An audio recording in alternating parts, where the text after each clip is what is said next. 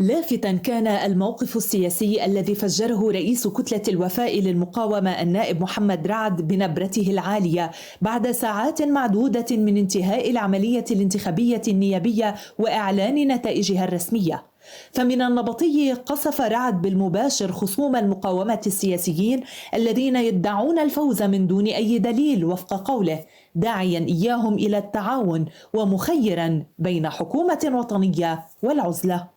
لخصومنا السياسيين الذين يدعون الفوز بدون أي دليل، هؤلاء الخصوم نقول لهم نرتضيكم خصوما في المجلس النيابي، لكن لن نقبل بكم دروعا للإسرائيلي ولمن هم وراء الإسرائيلي. هذه اللهجة الحادة فسرها البعض تهديدا للنواب الجدد وتخوينا ورفعا للسقف السياسي في وجههم، لا سيما في قوله إياكم أن تخطئوا الحساب معنا. هناك قوى تعلن أنها تريد الصدام مع المقاومة ولا تريد الجلوس معه على طاولة الحوار، وترتضي أن تكون أداة في مشروع خارجي لا هم له إلا نزع سلاح المقاومة، وبالتالي على هذه القوى أن تتوازن في خطابها وتكون أكثر عقلانية وواقعية في قراءة نتائج الانتخابات، ولا تمضي في أجندة عبثية يستحيل عليها أن تحولها إلى منجزات عسكرية أو نتائج سياسية. الجنوب عقر دار المقاومة وحصنها المنيع على مر السنين، لطالما كان فوز كتلتها في أقضيته ودوائره مع توأمها الشيعي حركة أمل إضافة إلى الحلفاء والأصدقاء مسألة مضمونة بنسبة 100%. إلا أن انتخابات الأمس غيرت الثوابت والحسابات بعدما خرق طبيب العيون ابن بلدة إبليس الياس جرادي من لائحة معا نحو التغيير لائحة ثنائي أمل حزب الله في دائرة الجنوب الثالثة، مستبعدا حليفها القومي ابن بلدة رشي الفخار أسعد حردان عن المقعد الأرثوذكسي الذي شغله منذ عام 92.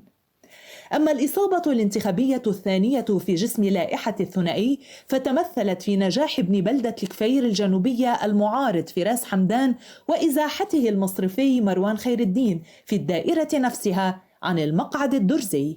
حزب الله حافظ على كتلته، هذا هو المهم، وحافظ على التوازن القائم في الجنوب وهذا هو الأهم، ولكن طبيعة القانون الانتخابي أنه يعطي للقوى الصغيرة والمستقلين فرصة للفوز ولا اعتراض على ذلك، وهذا الأمر جزء من لوحة التنوع التي تسمح بهذه الحيوية والحرية.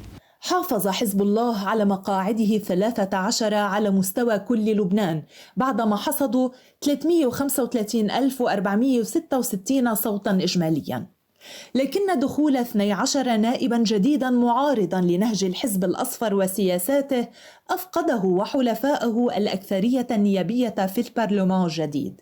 فبعدما كان يمتلك 71 مقعدا عام 2018 انخفض العدد اليوم إلى 62 من أصل 128 عدد مقاعد مجلس النواب.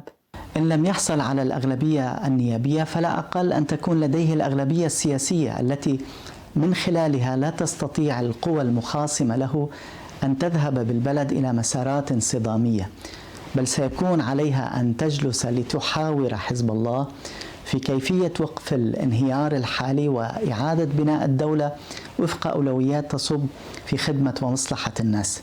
حزب الله يسعى إلى تجميع القوى الحليفة بين أكثرية وأقلية، هي اللعبة الديمقراطية التي تتغير نتائجها عند كل امتحان شعبي وفقا للظروف السياسية ولأهواء الشعب وإرادته. دارين دعبوس، قناة الجديد.